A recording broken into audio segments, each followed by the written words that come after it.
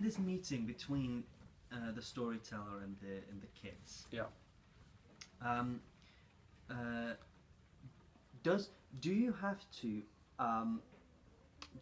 as a performer get the audience's empathy?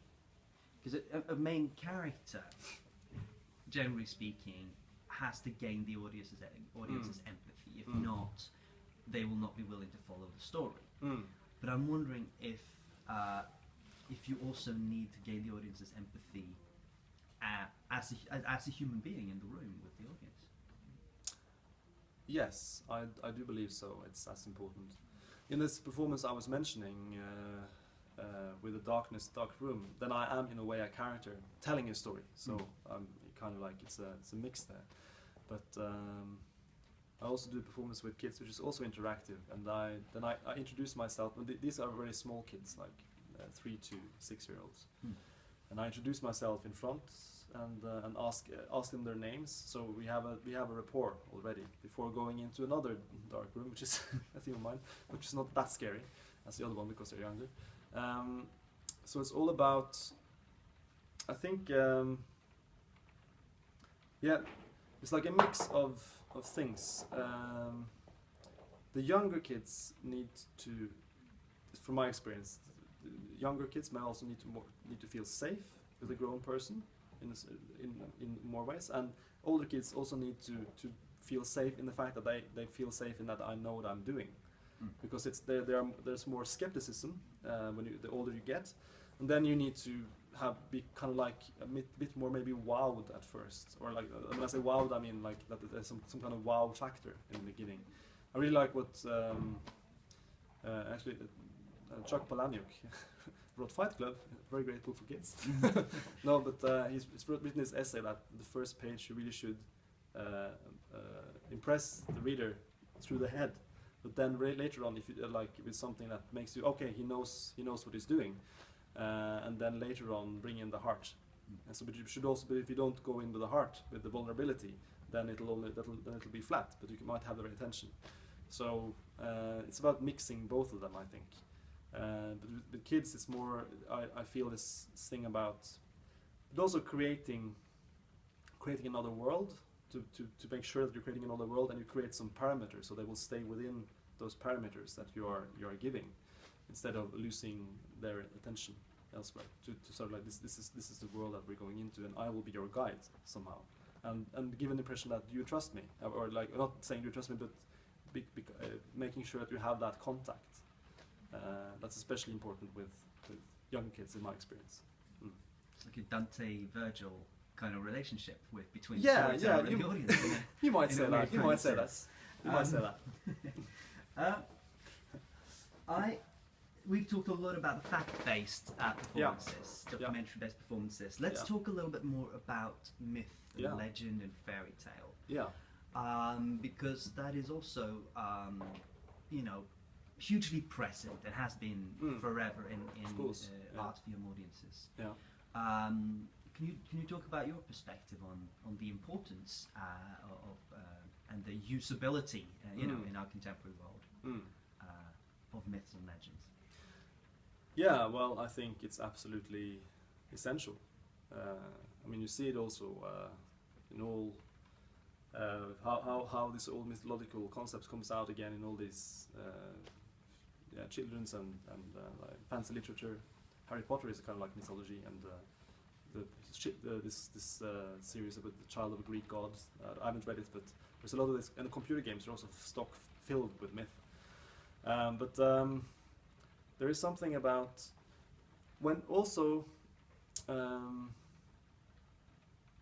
because myth and fairy tale is a way of looking at something that is present, or it's also a possibility to look at contemporary issues or things like human development, but you one step removed. So it's easier to because if you, this is my idea about things that are very clearly more like social realism and things that are more mythical.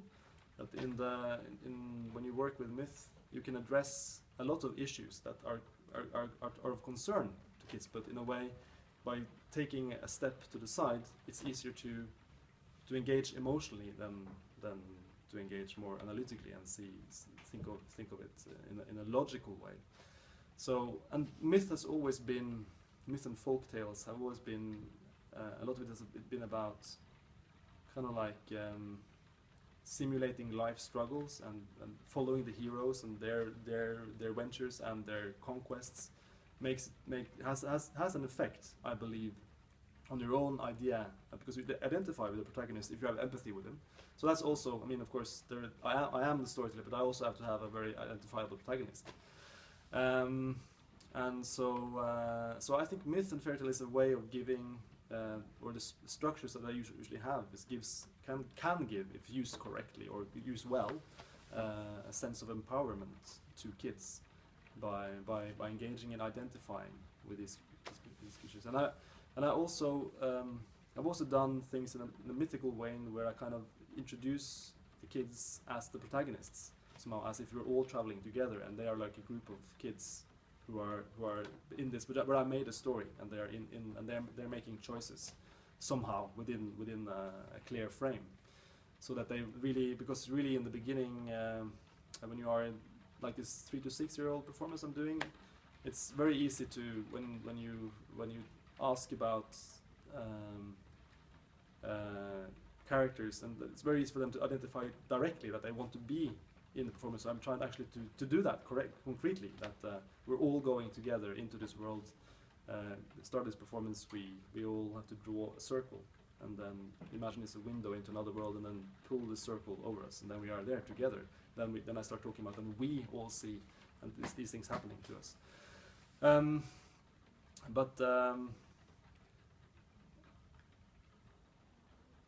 And also, I think also myth and fairy tale, and basically it engages the imagination. That's one thing, and I think also it's extremely important.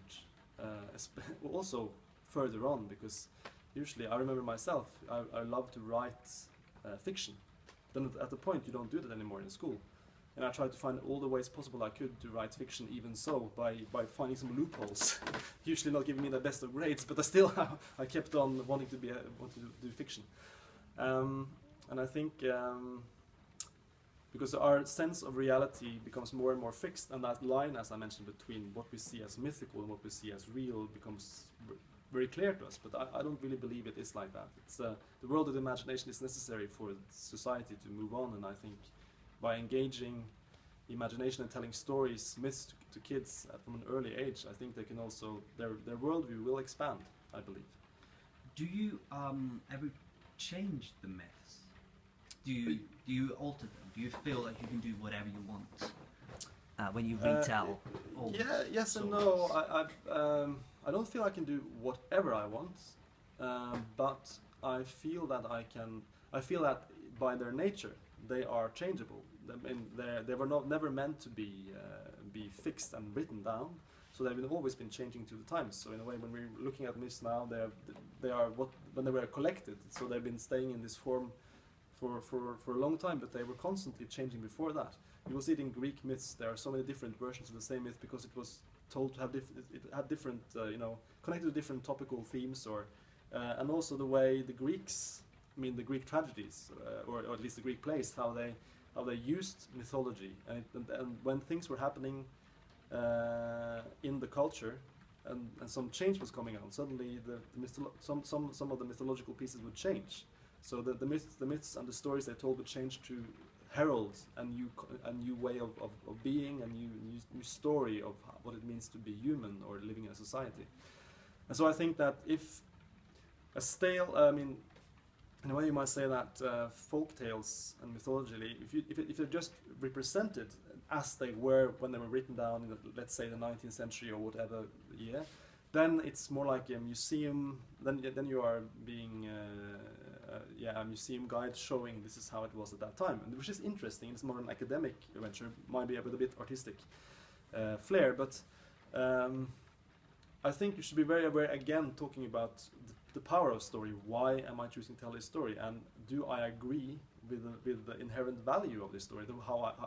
Or otherwise, then I can't really tell it, or then I will have to change it a bit.